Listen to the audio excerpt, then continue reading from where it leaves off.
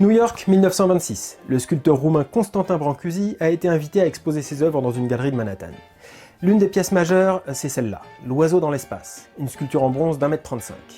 Cet oiseau dans l'espace et quelques autres sculptures partent donc du Havre sur un paquebot, mais à leur arrivée au port de New York, elles sont interceptées par la douane américaine. Pourquoi ? Parce que le douanier en poste ce jour-là ne reconnaît simplement pas leur statut d'œuvre d'art. Pour lui, ça ressemble plus à du matériel industriel, donc ça doit être taxé en tant que tel, au lieu d'être exonéré de taxes d'importation au titre d'œuvre d'art. Le truc, c'est qu'en réalité, ce douanier, il fait bien son job. Parce qu'à l'époque, aux États-Unis, la définition légale d'une sculpture, c'est un objet en 3 dimensions qui doit représenter sans ambiguïté quelque chose d'existant. Une œuvre intitulée Oiseau doit donc comporter des ailes, un bec, des plumes. La sculpture est figurative, sinon rien. Donc selon la loi, ça c'est une œuvre d'art, ça c'est pas une œuvre d'art. Monsieur Brancusi, il va falloir sortir le chéquier pour que cette chose pénètre sur le territoire américain. Alors personnellement, et je pense que je suis pas le seul, j'aurais sans doute râlé un bon coup, j'aurais payé et j'aurais saoulé tous mes proches pendant 2 mois avec cette anecdote déplaisante. Mais c'est pas le genre de Brancusi. Lui, il va carrément intenter un procès à l'administration américaine, rien que ça. Un procès qui va entrer dans les annales sous le titre Brancusi contre États-Unis. Autant dire David contre Goliath. Pendant 2 ans, le sculpteur va se battre, il va faire appel à des témoins favorables à l'art abstrait, des directeurs de musées, des critiques d'art, des galeristes, des photographes. Évidemment, la défense va faire pareil, mais avec des personnalités beaucoup plus conservatrices.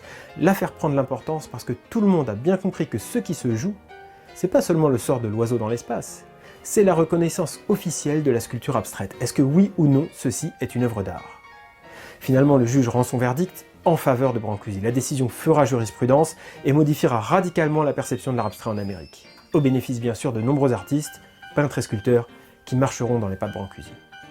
Alors l'histoire est passionnante, mais tout ça je crois est aussi très riche d'enseignements pour chacun de nous, qu'on soit artiste ou non. Parce que ça nous parle d'engagement.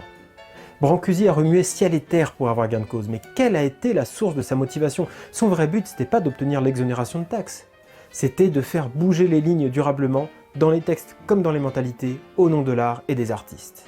Alors quand on a une idée dans notre travail par exemple, quelle que soit son ampleur, demandons-nous quel impact notre action pourrait avoir sur les gens qui viendront après nous, à quel point ça pourrait changer leur quotidien.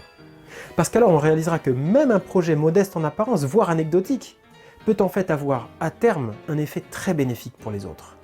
Et c'est là que notre engagement est optimal, quand on n'agit plus que pour soi, mais aussi pour le collectif. Et si parfois on a l'impression d'être pas assez influent ou pas assez puissant pour avoir un impact significatif, souvenons-nous de Brancusi, qui a fait changer la loi américaine par la seule force de sa persévérance et de son engagement.